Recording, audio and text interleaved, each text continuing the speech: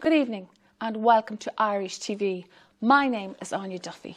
I'd like to say thank you to Positive Age here in Drummondley, Cavan for the use of the studio in Castle Manor. Agus an ish, fáte mar rev an fear seo. Fear iontach agus fear an gnách. Is mai leis an íscaracht agus an filiacht. Tá sin am caint cúpla focal as Gaeilge freisin. What can I say? Fear iontach. Former teacher, journalist, president of the Irish Freedom Party and advisor in the European Parliament. Good evening, Hermann Kelly. Trún away. Thank you for coming to Cavan on this day. My pleasure. Yeah. Very, very mild. No snow. Met friends in Virginia, had a good time already. Apologies for being late. Christmas Day, so many years ago, in your family, there was a little bit of a miracle. Yeah. My father used to really enjoy telling the story of my birth. And what happened was that I was born 2 months premature and I was classed dead on arrival. And my father was sent to the cemetery in Derry to arrange my burial. And as the nurse was carrying me to the morgue, walking past my father, he said, "Sorry, nurse, I think I saw a twitch in his body there." She says, "Yeah, that's rigor mortis. All corpses have that." He says, "Look, I'll go to the cemetery, but just for my own peace of mind, could you put his body back in the incubator until I come back, just for my own peace of mind?" So he went off, arranged my burial, and from out in the Galvin Hospital, off he went, came back, and there was Hermann urinating in the incubator, and all was fine. And since then, revived and thrived and caused trouble as much as I can ever since. I'm very grateful for incubators, yes. I would say. So let's get back to the early days of Hermann. You were born in Derry, yes. Obviously, on that day, on that Christmas Day, so many years ago. Yeah, I'm nothing to be ashamed of. I was born on Christmas Day 1968. So I was born at the very beginning of the Troubles, and our house was the second last house in the city. It was in the Brandywell, which is the Republican part of the Bogside. And because of what was happening in Ireland at that time, it was in the beginning of the Troubles, and our area on our street and was a very strategic place. There was an army checkpoint out the road on the Letterkenny Road. Our house was the second last house, and there was a very large hill behind, which was a good vantage point for shooting. In front there was a wall which faced onto the Letterkenny Road, great for rioting. So it was an area where there was a lot of action. Maybe 9 and 10 were left in the house, maybe a bit older. And British soldiers came into the garden with dogs and spades to search for guns and bombs or whatever in the garden. They had a search warrant. So in they went into the garden. They didn't find any guns or bombs. They went back out, and as they left, out of, I think, malice, out of frustration, there was this plastic greenhouse that my cousin had built, and the British soldiers broke it up with the butts of their gun, just out of malice, because we were paddies, we were Fenians. And I remember shouting at the window. I won't tell you what I shouted, but it wasn't very complimentary. But it did put in my mind the idea, never give people not your own power over you. They will always attempt to destroy you. And from that experience, my political philosophy in that regard has not changed. Never give people not your own power over you. They will always destroy you. And that's why I'm quite Eurosceptic. But I grew up in a Derry, and we also had a farm just over the border in Donegal. So I had experience of the kind of urban, rural life of, I would say, guerrilla warfare, but the Troubles were at their height. And also the farm just over the border in Donegal, which is obviously sheep, Texel, Suffolk. So that was my experience. Well, that's amazing, because I would have grown up in the same time and been from Cavan, been like 12 miles away from the border, and of course you heard of the Belturmet bombing so many years ago as well, where 2 innocent children were killed. But like, my goodness, and I used to think and actually feel guilty how different my lifestyle was to somebody growing up in Northern Ireland in the troubled times. Now, I can see, and I have spoken, I know people that live in Northern Ireland, and I can see that you have to be a Catholic or a Protestant. You cannot be religious at all. You're very influenced. You were judged by your name to be one or the other. And also, as well, I can see where your political views would come from as well, and that's amazing. It was not like that in the South. Okay, we had certain things going on, but not like that in the South. Now, you spoke about your dad, and your dad was a principal school teacher. Yes. And he too saw a lot of that trouble and had to guard his children and look out for his school children in that time. And actually, there's a clip of him where he was interviewed in 1973 after Bloody Sunday, isn't that right? Yes. By RTE. Yeah. And I think we're going to have a look at that now. Great. People dying very often doesn't have the same deep implications to a kid at that particular time as it does to an adult. Really, I found this myself in kids of 9 to 12. It's an emotional shock, but it isn't very obvious at the time. What it does to the kid inside is shown in the... Before, my sister sent it to me there last week. I saw it, and it's incredible to see my father when he was, well, younger than I am now. It was 1973. I was 3-4 years of age. And to hear his voice and to see him speak is very, very touching. It's funny, he's more kind of country accent than I remember when I was 20 and 30, when I was older, more self-conscious. But I do remember the time, not that 1973, but when I was 10 and 11, and the stress and the trouble he had to protect, like his primary school was 900 pupils in the school. That's a lot of kids. And he saw his vocation in life was to provide the best education that he could for kids in Craigan, that they could have the most opportunities that he could provide for them. And also, it was also a matter of national pride to contribute to Ireland, to make it a better Ireland. And as an Irish nationalist, he saw it as to build up Ireland and to give children the best education that he could possibly do. I could see from that clip that he was there for the benefit of his children, but he was also worrying about the future of his children as they grew up. Yes. Yeah, because... the effect the troubles would have on them. Yeah, things at the time were very nasty. Look, I remember in class, and the drawings of the kids in class were all about Saracens and jeeps and water cannons and plastic bullets, because that's what we saw at night. And I remember a teacher making a remark about that once, about what we were drawing. But that's what we saw. But luckily, we also had the thing of a time I remember on the bus, and there was plenty of singing. There was a lot of joy there as well. So this idea that it was all drudgery and fear is not true. And, you know, like, to be straight up, sometimes the rioting and stuff like that, it was also fun. So let's not kid ourselves. Do you remember one thing I remember as well? I don't know if it was fun, but it was amazing. When the women knew that the jeeps were on the way or the British soldiers were on the way, they clapped the lids of the dustbins on the street, like that sort of thing went on. Speaking but there was that two sides. There was like rioting as sport, and there was also the thing of... Did you chase some of those Saracens? Yes, and petrol bombs and stuff like that. A few petrol bombs. We did that. It was part of growing up where I was. But the flip side of that is that there were pupils in my father's school who were shot and killed by plastic bullets. Yeah. So I remember Guy McComiskey was killed. He was 10 years of age. My father was deeply affected by that. And as everybody, like, it was very upsetting.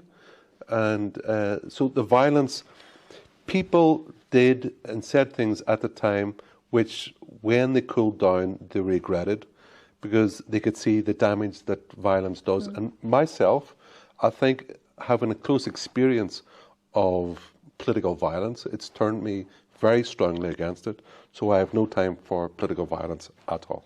Okay. Speaking of national school, you went yourself. You went to St. Columns, isn't that? St. Columns. St. Columns, and it's got some very famous past pupils, shall we say. You've got Seamus Heaney, Phil Coulter, Well, who else did we talk about? Brian Friel, Brian the Friel. John playwright. Hume, of course. John Hume, yeah. Yeah. My father taught him, actually. And he was in our house the night before I was born, because I was born. They weren't expecting me, obviously. And my father taught him. And yeah, I think the school, St. Colum's College, it wasn't, at the time, it was just, when I was there, it started to emphasise science and maths and getting more economically,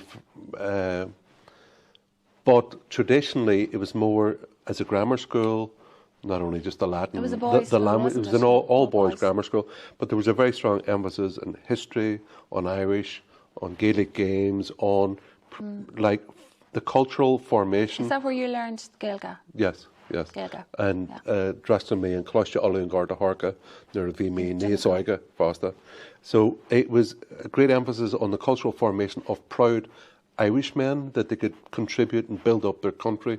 And after coming from my father's school, St. John's, and then St. Colum's College, that was. And we grew up, and I remember in the sixth form centre, boys would stand up on the tables when the teachers went there, and they would give these great orations by Padraig Pearse or James Connolly, and that's where we got our political formation. So you went to secondary school. I guess you did rather well, because you went. I think it was to Edinburgh, and you did marine biology. And like the only thing I can see connected with you today is your love of fishing. But anyway, Yeah, I since I was a kid, we were the second last house, and the River Foyle was a few hundred yards away, and boys used to walk down and go fishing. I would ask them as they came past, "Do you catch anything today?" So eventually I would go meet gangs of maybe a group of 10 boys would go down, and I'd be the wee fella of 7 or 8 or 9 or whatever, and older men of 20. We would all go off fishing, and that's the kind of love that I've always had. And I studied marine biology. I was very interested in salmon fishing, and even now today, the whole idea of wild salmon fishing and the purity of our waters. Like the party and myself is actually ecologically attentive. We want an Ireland which is not only beautiful but clean and green, and that pertains to like clean water, clean air, that the waters are clean, that the salmon can live, that the air is clean, that birds can live, and that we can all live in Ireland. And I think that stuff about trying to do everything possible to stop pollution of our airways. some say we're too late It's very at this important. stage. Some say we're too late. No, I don't think, and I don't think the problem is actually CO2, which is necessary for photosynthesis, but things like nitrous oxide and all these sulfur in the air. I think these pollutants are the problem, rather than Emissions carbon of gas. dioxide, which is Emissions of important gas. for photosynthesis. Okay, so then you went, I don't know, but you went to college in Maynooth and you studied theology as a Yes. lay person. Yeah. That's interesting. Yeah, when I was in Edinburgh, I used to go and study a lot and read in the National Library. I was very interested in history and politics and in philosophy. And from my love of philosophy and what they call epistemology, about what is truth, I then developed an interest in theology. And I think growing up during the Troubles as well, things like history, culture, language, all these things are important. So I developed an interest in it, went and studied theology as a lay student, and I had a great time in Maynooth because there was a stream that studied theology and arts. I was only at the first year, I was the only lay student in the clerics class, and I always used to say I studied theology and hurling because I loved it actually. I had a great time there, great friends from there. You thought for a while. You were a teacher. Yeah, and after that I went to Glasgow. I became a teacher, and then I was teaching in Ireland for years, Catholic University School, St Conleth's in Dublin. And after that, I was always a few teachers in school, in primary school and secondary school. I had a great love of English, even though I only studied it until I was 16. But I always continued reading short stories, poetry. That brings out the journalist in you, really. Yes. You and have worked for the Irish Catholic, isn't that right? Yes. And other publications I as was well. writing then, like for the Irish Mail on Sunday. Did you stop teaching then? Irish, yes. I got a phone call one day from the guy asking me, would you like to be a journalist? Because I wrote a few articles for the National Press, I think a Sunday Business Post, People saw it. McGill magazine, someone saw that. And I got a phone call one day, would you like to be a journalist? I never thought of it before, but yeah, I'll give it a go over the summer, see how we get on. And I really enjoyed it, and they thought I was good at it, so I stayed at it. And I became a journalist. And did that bring out your political views then? We're going to get to your political life now. yes, I think at that time, we were speaking earlier, when I was doing journalism maybe 15 years ago, 20, 15, maybe even 12 years ago, I think there was a lot more diversity in the press, in the mainstream media, that they had people like Kevin Myers, John Waters, Hermann Kelly, Ronan Mullen, Mary Ellen Synan, people with different views, contrary to the people who were willing to swim against the big stream. And I think it's the stream is too strong now for too people to do it strong, now. and it's washing away alternative views, and sometimes to have contrarians to point out, actually, do you know what, guys? There's actually trouble here, and everyone should come and have a look. I think it's very important to have a diversity of views in the mainstream press, that people can see alternative viewpoints, and we can. And in these arguments that we have, people can assess the differences and the strength of various arguments and make up their mind. But you say now that's not the way now. I think when you look at these people, Kevin Myers, John Waters, Herman Kelly, Mary Ellen, they've all been wiped out, and there's a very globalist, or there's an anti-nationalist sentiment. I think that people are happy, enthusiastic to be ruled by that so many of our laws are made by people we didn't elect in Brussels. I think is very dangerous. That, for instance, in regards fishing, Ireland has fantastic, very fertile waters. We are an island nation, and yet Irish boats are only allowed to catch 15% of fish in Irish waters. 85% go to EU boats from Portugal and Spain and France. And I think, well, shouldn't we be looking at the freedom for Irish men and women to develop Irish fisheries just off our island? Well, that could bring us up to the Irish Freedom Party, of which you are the president. Yes. And you went up for election. Yes. It didn't go very well. Didn't go very well. It's going to be hard to build. It's hard for new parties to get in there. Yeah, I think. But you're still there. You're still. I think someone on TV, just going on TV late at night, someone who's been out of the country for some time, because I've been in Brussels for 11 years working in the European Parliament. Yes, but all big oaks start with acorns, and I've planted firmly in the kind of scheme of ideas in Ireland, the idea that Irish people are good enough to make our own laws, to control their own borders, to decide our own budgets, and that Irish people alone, we're good enough to decide the destiny that we want for Ireland. And I think that is very important. So that brings us to the point where the question I'm going to ask you is, like, you are anti-EU. Yes. You want a Brexit. You want Ireland to break free. Yes. Okay. Where do you think that'll take us? Well, we've had a Brexit before, so it's not a novelty. We broke away from the political union that was the British Empire, where we had 16% of the votes in the Westminster Parliament. That was just over 100 years ago now. We had the Anglo-Irish Treaty, which was for Ireland, at least part of Ireland, 26 counties to break away from the British Empire, the North to remain in. And that was Ireland's first Brexit, to leave the political union. Now, we were under British rule, we were 16% in the Westminster Parliament.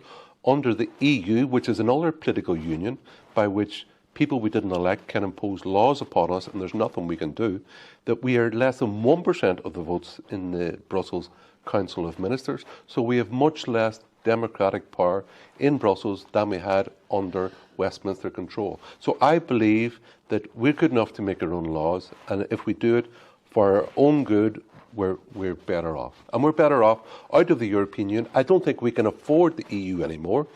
Last year... I don't think we can afford to be single either. Well, we've Do been... you see the problems that England has encountered, Great Britain, or England, I should say, has encountered for leaving the EU?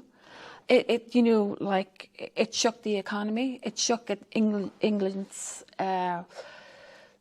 image all over the world. We've had the problems of shortages, how to look out for borders, the threats of borders here in Ireland and things like that. Little old Ireland, do you think we would want to go through that? Little old Ireland we have a diaspora of 70 million across the world. For a lot of people who look upon Ireland with very positive terms, we have a great and very creative and very, in European terms, it's a very young quite a young population that I don't believe we can afford the EU anymore. We've been a net contributor in cash terms to the EU budget since 2013. Every year now we're giving net contribution of 700 million, and we have a gross contribution of over 2.5 billion per year. So we are already in great debt. You say 50,000 euros per head per capita. Our public debt is 264 billion. Okay. That's 50,000 per head. We're in massive debt. And you remember where do we get this debt from? In in 2007, we had a public debt of 50 million, I believe. Yeah, I'm sure that's right. And then it ballooned by 2013. Remember, the EU imposed Franco-German bank debt of 64 billion upon the Irish taxpayer. They also took our pension fund of 20 billion. And in the same time, we are a net contributor, and also EU boats are plundering Irish waters. And since we joined, they've taken 215 billions worth of fish out of our waters, according to Dr. Karen Devine of DCU.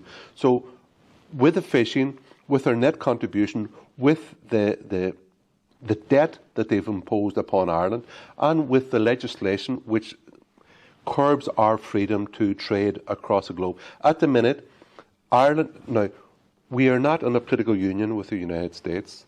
We don't have a trade agreement with the United States, but we send 27% of our exports to the US. So that goes to show that you don't have to be in a political union with a country.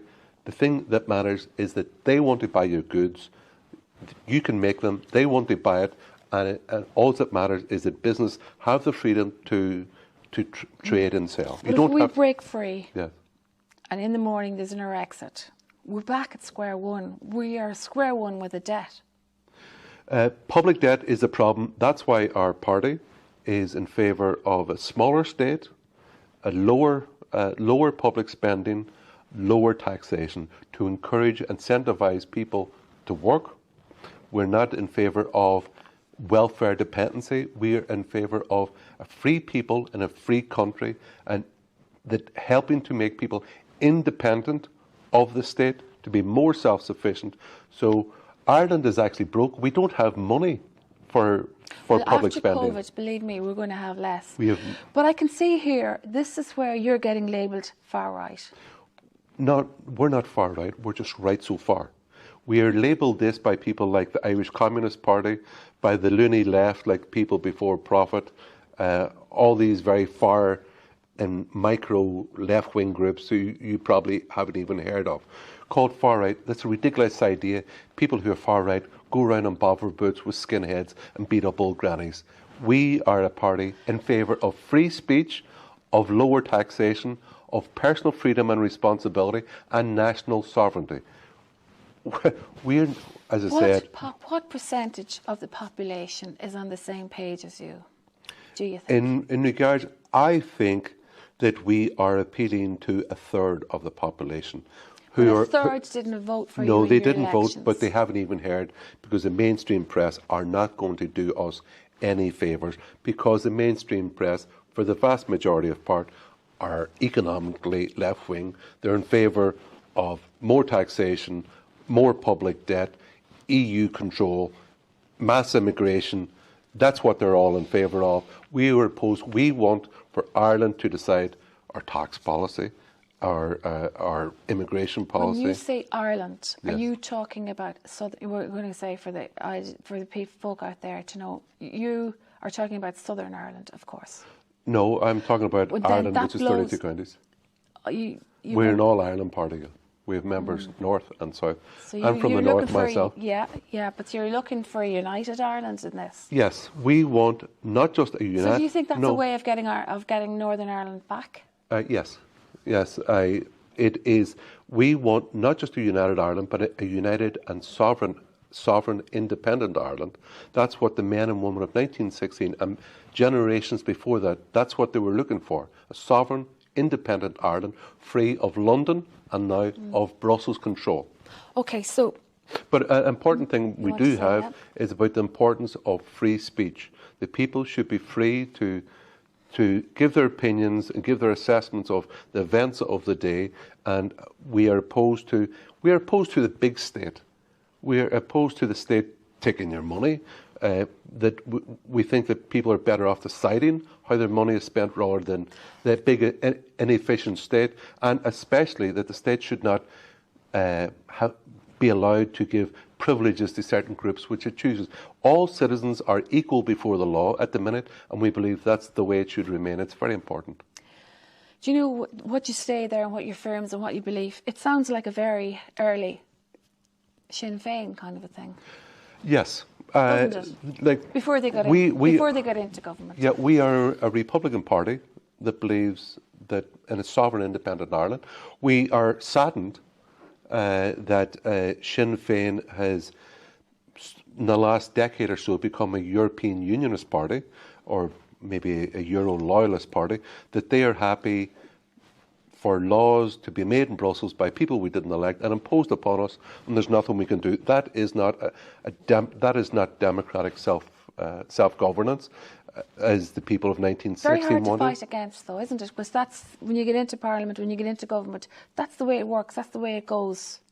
And other aspects, we're also in favour of personal freedom, personal responsibility.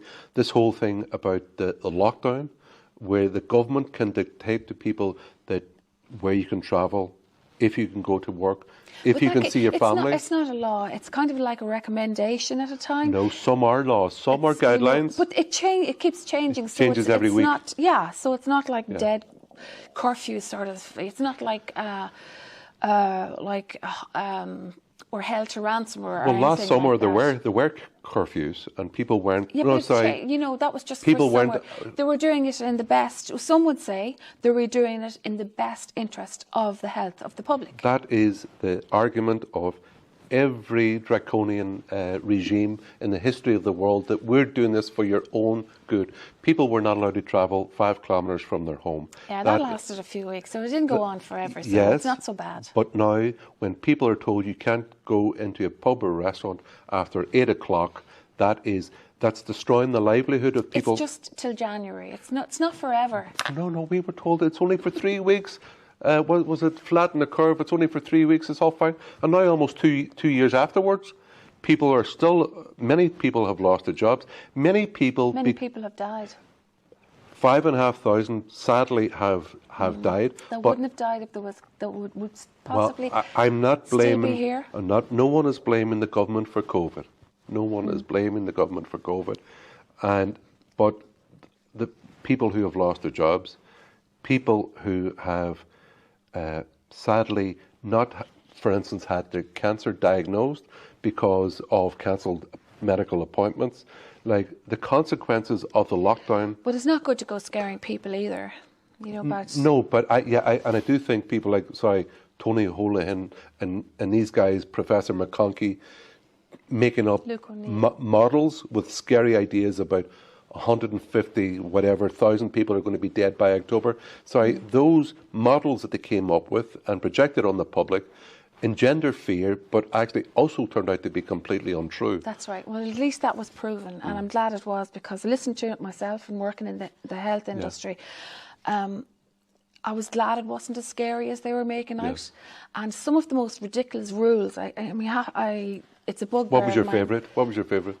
As the most ridiculous one? I liked where I heard you at a meeting, and I liked where you quoted Luke O'Neill of having your granny beside the window for Christmas with the window open. The cheek It's actually, it's so outrageous. But it was serious. Sometimes you got to laugh. It's for good. Yeah, but sometimes you got to laugh. The cheek of some guy thinking that they're going to be tell people seriously, put your granny beside the window, and go on about, oh yeah, we're all going to be saved because we have to buy a €9 meal of chicken nuggets. And another one was, I couldn't figure out, was you go into Dunnes Stores and there's goods on this side of a line and goods that side, and you couldn't cross over that line and buy that thing there, but you could here. Like, what's that got to do with the virus? Actually, coming here this evening, I was walking down the street here in Cavan, and I seen this guy running along, and he was shouting out, "I've already taken 3 vaccines."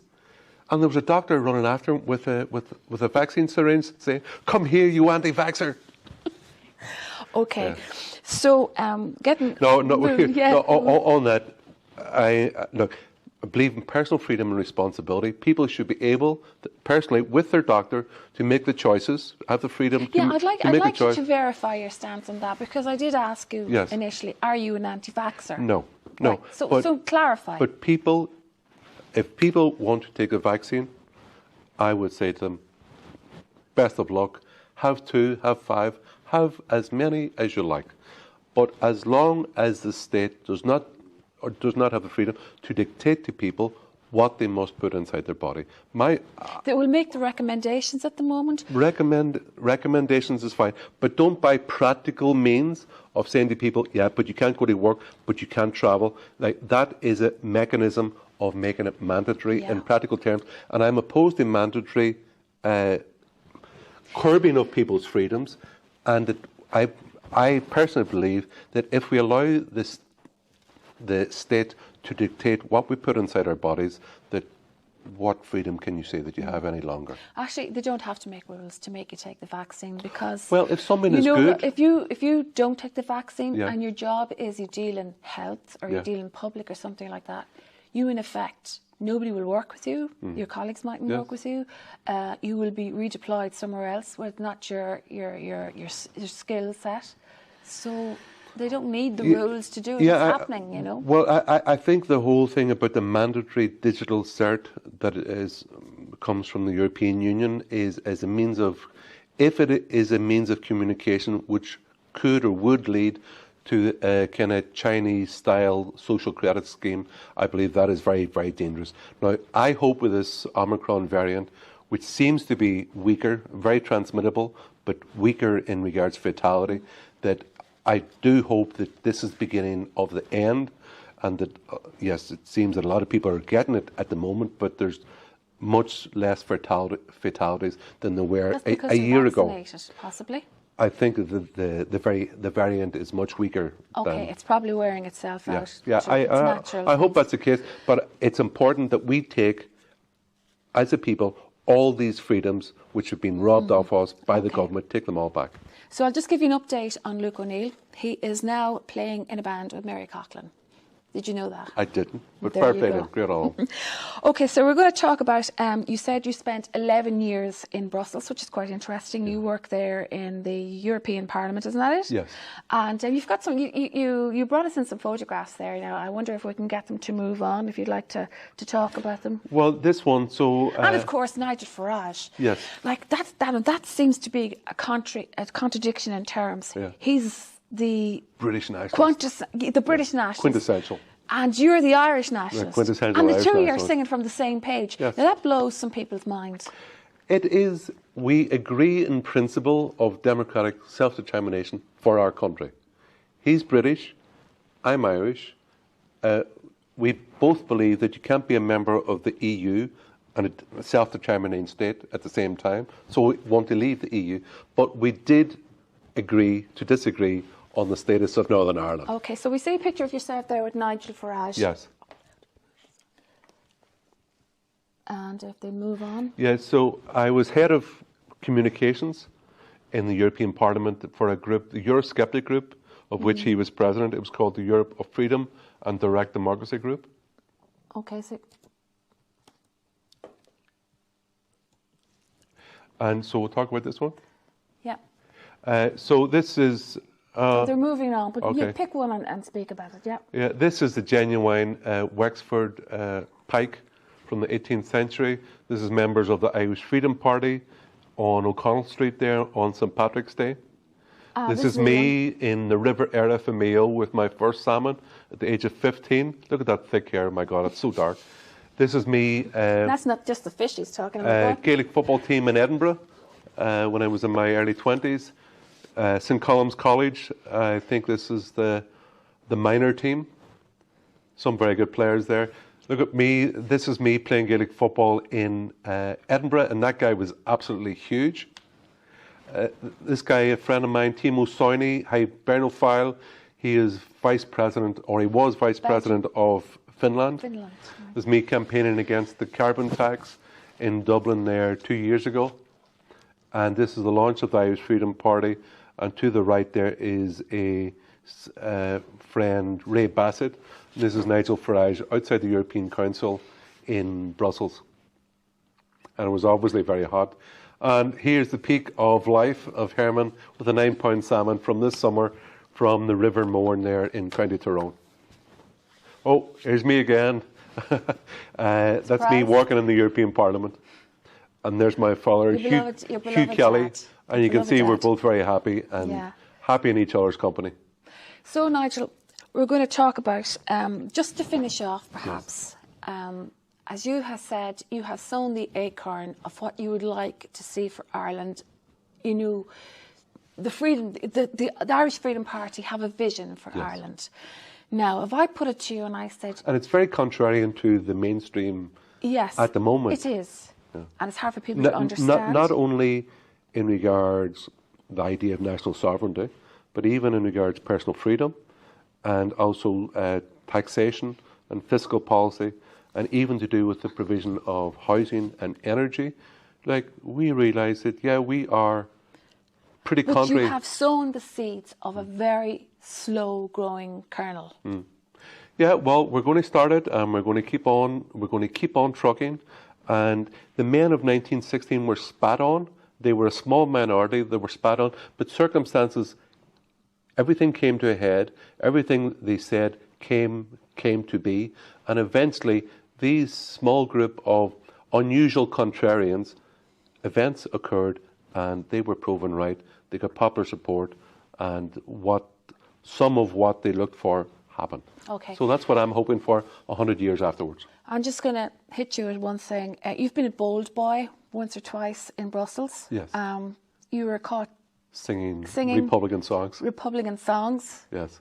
In a pub. Yeah. Explain. We were out with friends. I was out with friends and met friends of mine, some who were in Sinn Féin, other Irish friends of mine, some friends from Sweden, and we were just having a few beers and singing a few songs. And there was a British journalist in there who thought it was very odd that Nigel Farage's press officer was singing Republican songs. Yeah, well, that kind of reminds me of your man, the Irish soccer guy, John Delaney. Remember, he got caught singing a few songs one time too? Right. I don't have his money, not in the public purse, sadly. Okay, so I'm going to give you, Hermann, it was really interesting talking to you, and thank you. I'm sure, hopefully lots of people looking at this were saying, oh my God, there's so many questions she could have asked him, but she didn't. But like the man, you spoke it anyway. Just before you go, I'm going to give you your camera, and I'm going to give you like 2 minutes to tell the people of Ireland the vision you have for Ireland. I would like, basically, what I want for Ireland, and the Irish Freedom Party wants for Ireland, is a free people in a free country, where Irish people alone have the freedom to decide our laws which impact our life. So we want the freedom to decide our budgets, our laws, the policies which affect us, say, as opposed to carbon tax. And we want to support rural Ireland. We are a pro-natalist and a pro-life party, which is supportive of the natural family, where children can be brought up by the mother and father to have children, that they can be educated about the history and the culture of Ireland, that they can love our country, and we can build a better country for us all. I also believe in freedom of speech, that diversity of opinion and freedom to argue our point and everyone's point is allowed in the public square. We believe we should control our own borders, so eventually people can buy houses, and we should develop Ireland's maritime resources. And look, there's a big world out there, and that Ireland should be able to trade with the rest of the world without being constricted by a political union costing us a fortune. Go to Margaret. Well, that was a long 2 minutes. Hermann, we said in the introduction that you were a fan of fishing and of poetry. Yes. So we have got many great poets, writers, actors, musicians, all sorts of people in Cavan. But one good friend of Cavan TV is Noel Monaghan. Now, Noel, I can't claim him as a Cavan man because he's born in Granite, County Longford, but he's lived all his working life as a teacher. He's probably in Cavan. Cavan man by aspiration. He is, yeah. And we've interviewed him a few times on Cavan. He's a great poet and a playwright. Yeah. So, Cavan TV's big budget, we're going to give you a copy of Noel's book, his poetry book, Noel Monaghan, and it's called Chalk Dust. Great. And we hope you enjoy reading it. Well, I actually have a poem myself. It's on the website of the Irish Freedom Party, irishfreedom.ie. It's called An Brad an Fasa, the Salmon of Knowledge. It's about a beautiful place, a beautiful image of a salmon going up a river, and it ends with that line about Gaelic whispers of immortality. Perfect, great. Well, what a wonderful evening and what an enlightening conversation. Thank you, Hermann. Intense at times, but we're good. Hopefully a pleasure. I'd like to say thanks to all our viewers on Irish Web TV and wish you the best. And of course, it is the new year and we hope for a better financial, a more healthy and more friendly and more relaxed new year for 2022. Thank you. And thanks to our guest, very special guest in the studio this evening, Hermann Kelly. I enjoyed it. Thank you. Thank you.